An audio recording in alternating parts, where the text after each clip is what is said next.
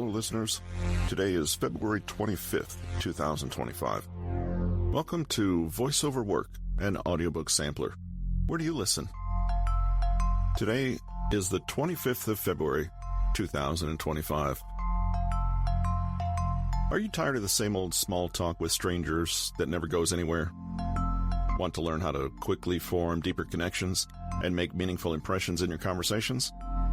In this chapter-by-chapter preview, we'll explore Patrick King's international bestseller, Small Talk That Doesn't Suck.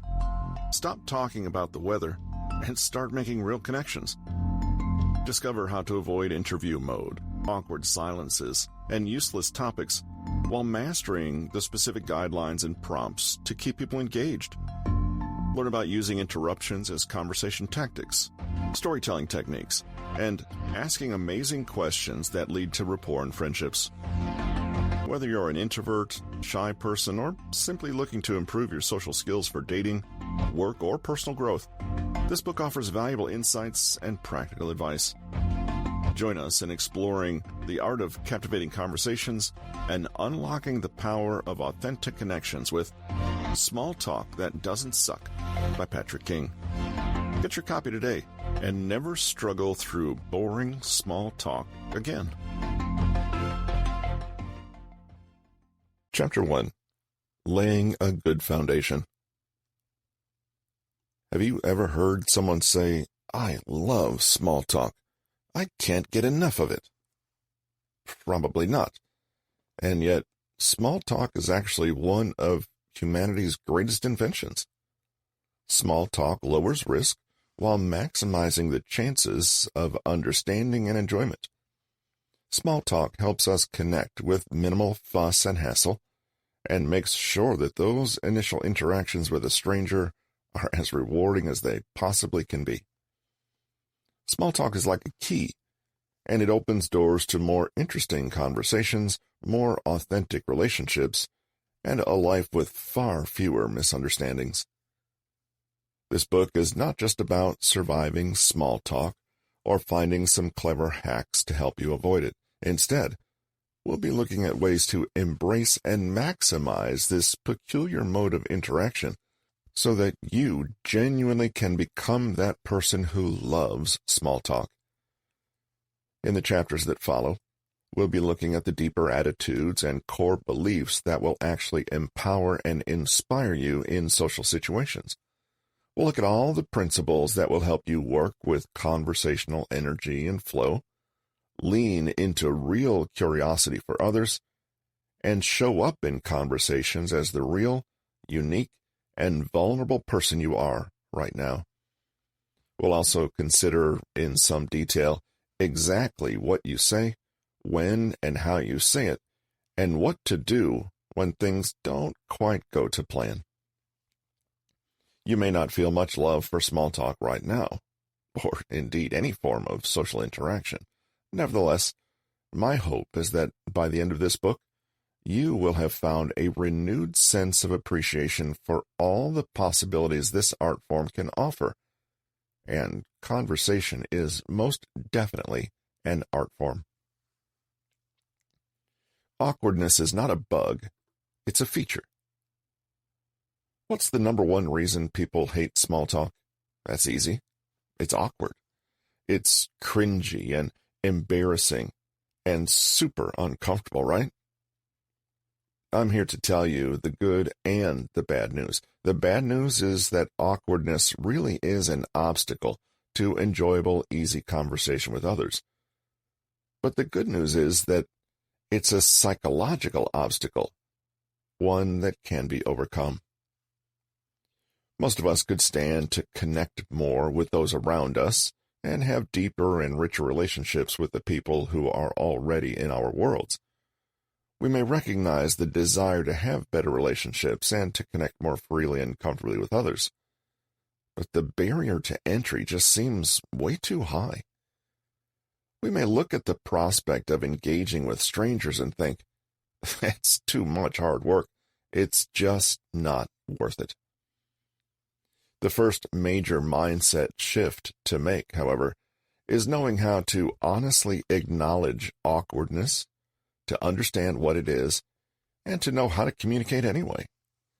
In other words, if you're unwilling to make social efforts until you feel less awkward, you'll be waiting a long time. Rather, the trick is to change the way you think about this feeling of awkwardness. Tai Tashiro is a psychologist who was so interested in the phenomenon of awkwardness that he wrote a book about it. Awkward, the Science of Why We're Socially Awkward. Chapter 2. The Secret of Brilliant Small Talk. Natalie was someone who'd always struggled with social interactions.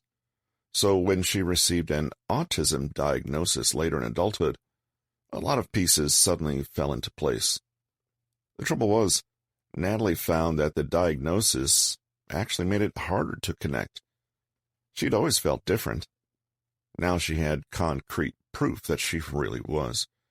She became concerned about whether others could tell.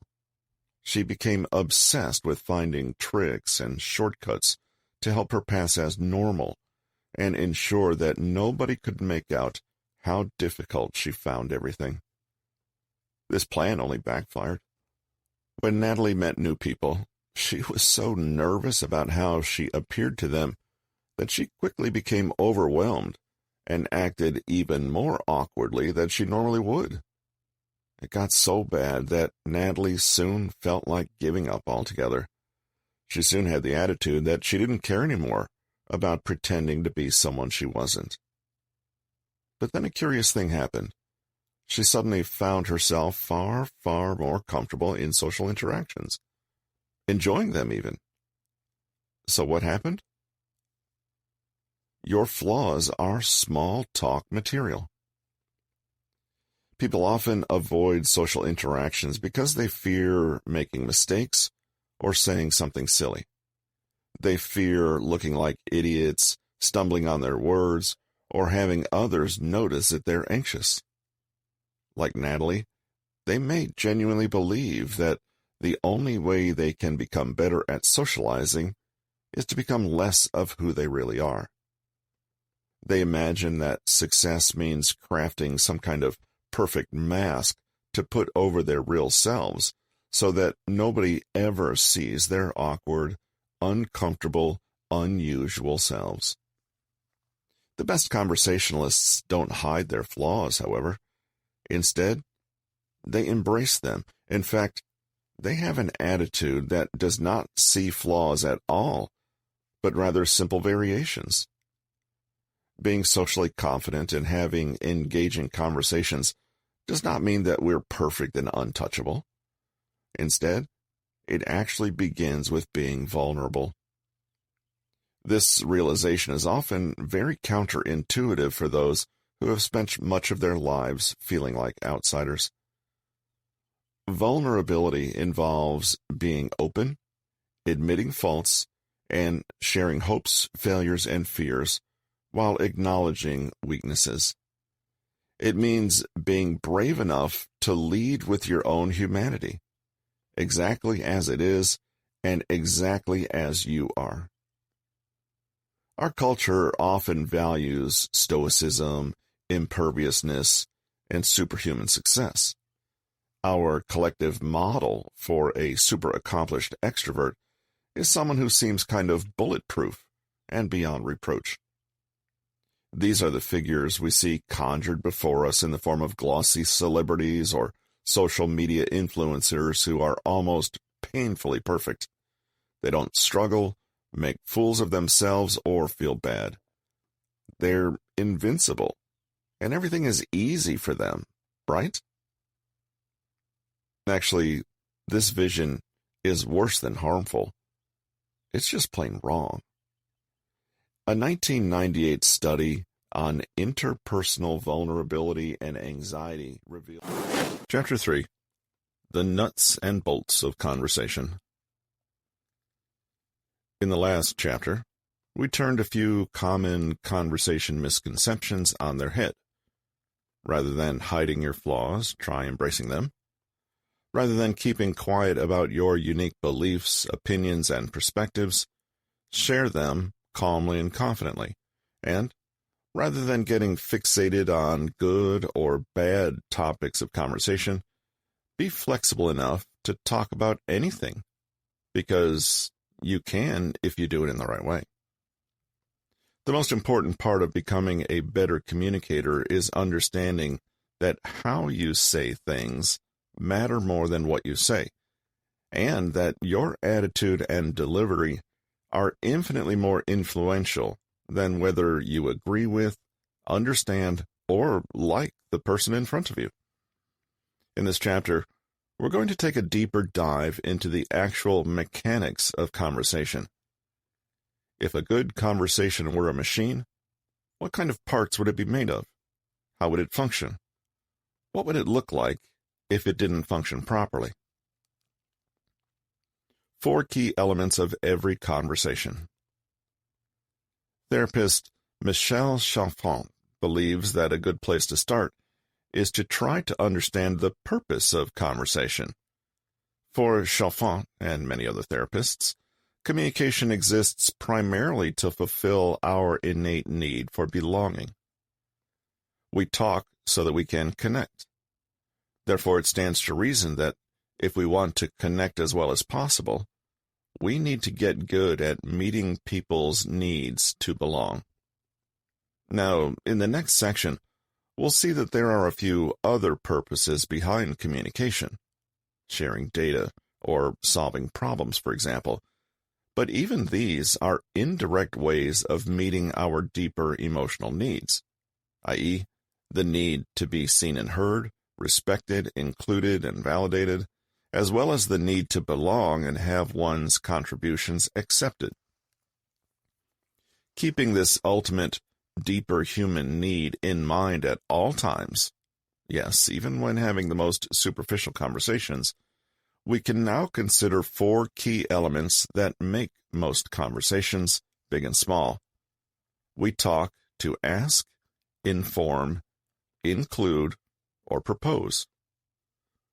What's great about sticking to just these 4 elements is that it takes the pressure off. If you successfully include just these 4 elements, your conversation will feel balanced and engaging. You don't need to worry about anything else, like entertaining, lecturing, convincing, complimenting, or charming the other person. When you're in the middle of a conversation, your anxiety can sometimes make it feel like the spotlight is on you and the clock is ticking. You may feel like you're supposed to say something witty, clever, amusing, or extra interesting, and say it fast. You don't. If you're stumped, just include one of these elements and go from there. Asking. To master the art of making easy small talk, leverage the first element of conversation, asking. This involves posing low-pressure, straightforward questions that aren't overly personal, allowing the other person to feel at ease. Chapter 4. But what do I actually say? Hopefully you're convinced that there is, contrary to popular advice, a place in everyday conversation for your flaws, your opinions, and your personal beliefs. In fact, with practice, you may start to see these things not as impediments to good conversation, but as necessary ingredients, a set of superpowers even. Likewise, there is no right thing to say or best question to ask, only what is appropriate for that person in that conversation at that time and place. The big skill behind cultivating conversational flow is the ability to know exactly when to share an opinion and when to ask for one, when to push and when to pull, when to say factual, and when to delve a little into emotions and personal perspectives. In this chapter, we'll look a little more closely at the idea of a conversational sweet spot, that is, that perfectly flowing state where conversation is varied and lively. Maintain conversational flow with foothfay. In the moment, A well-flowing conversation can feel almost magical, and it's hard to pinpoint exactly why things are clicking so well. Luckily, we have a few tools to help us deliberately create this feeling of flow. One of these tools is the FUFE acronym. It offers us a structured approach for making sure that we are including plenty of varied elements in our conversation. These elements include feelings, observations, opinions, facts, action statements, autobiographical elements, and events. Exceptional conversationalists seamlessly integrate these categories, while poor conversationalists may rely too heavily on a few. Again, we see the same principle emerge. It's not that any one element is good or bad. Rather, what matters is the fluidity with which we're able to move between different elements. Using the acronym is easy. The next time you're in a conversation, realize that at any moment, you are at liberty to choose the kind of contribution you make, and, in doing so, steer the tone and direction of that conversation. Let's say you're in a small talk situation with someone and chatting about their dog. Using FUFE, you can choose between the following. Feeling: I absolutely love your dog. Observation: you have such a well-behaved dog. Opinion: I think pugs are the best kind of small dog breed. Fact: I was reading that pugs are usually... Action statement: I want to adopt a dog like that. Autobiographical: my brother has a pug too. Event: did you hear? Frank just adopted a dog last month. In the above example, the speaker has shared their own opinions, observations, etc. You can also use this framework, however, to guide the questions you ask or shape the comment you make about their opinions, feelings, and so on. Chapter 5. When and Why It Goes Wrong. In our final chapter, we'll be exploring all those ways that, despite our best efforts, conversations can flop. Whether it's a lack of empathy, or the wrong kind of empathy, some kind of imbalance, a mismatch in contributions or styles, or a weird little moment of misunderstanding, conversations can and do go wrong sometimes. Being a skilled conversationalist simply requires that we know how to handle ourselves when things don't go to plan. The empathy formula. Zara has always felt like an outsider. Having been bullied as a child, as an adult she finds it extremely difficult to make friends, to assert herself, and to chat comfortably with people on the spur of the moment. One day Zara is surprised to hear from a close friend that when they first met her, they actually found her a little cold. The friend explained that Zara initially seemed a bit mean and judgmental. Zara is shocked by this admission. She always assumed that people were judging her. How do we explain this? One of the unfortunate realities of social anxiety is just how much it can remove us from the present moment, from ourselves, and from other people. When we are anxious and preoccupied with our own self-conscious feelings, we turn inward and lose connection with the outside world. For some people, that can mean coming across as uncertain, unconfident, and submissive. But for other people, their shyness can actually make them appear to others as aloof and even a little arrogant. This may not seem fair, but there is truth in the observation made by Zara's friend. When we are preoccupied with our own anxieties, we actually are less empathetic. Because Zara was spending so much mental energy and attention on trying to survive and navigate stressful social situations, there wasn't much mental energy left to spend on other people. The result was that she often failed to ask people questions about themselves, failed to give praise or compliments, failed to be warm and friendly, and failed to really listen to what other people were saying to her.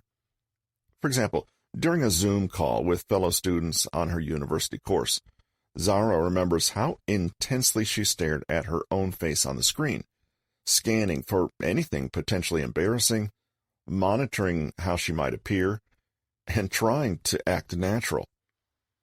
At the end of the meeting, however, Zara could recall nothing of what went on. She couldn't remember who else was in the meeting, what they looked like, what they said, or what the lesson was even about.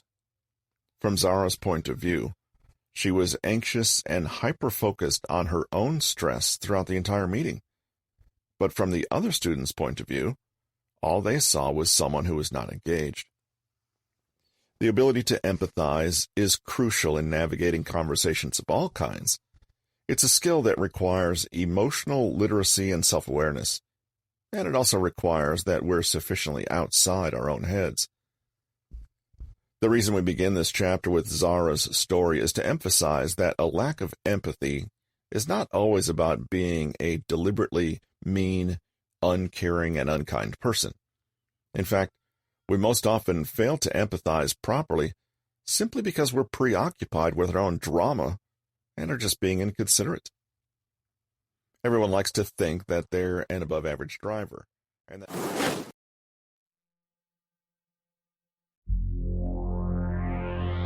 Does small talk often feel like pulling teeth with endless questions about siblings, commutes, and universities? It's time to move beyond these shallow conversations and dive into real talk that builds rapport and deepens friendships. And that's exactly what you'll find in Patrick King's book, Small Talk That Doesn't Suck. Inside these pages, you'll discover how to transition from a stranger to a meaningful connection almost instantly, all while avoiding the awkward silences and pointless topics that typically come with small talk. You'll learn what to say, when to say it, and how to make people feel comfortable opening up around you.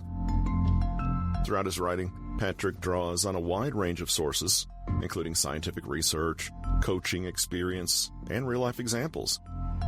As someone who once struggled with shyness and introversion himself, he's distilled the art of human interaction into a powerful set of tools that anyone can use to improve their social skills. With Small Talk That Doesn't Suck,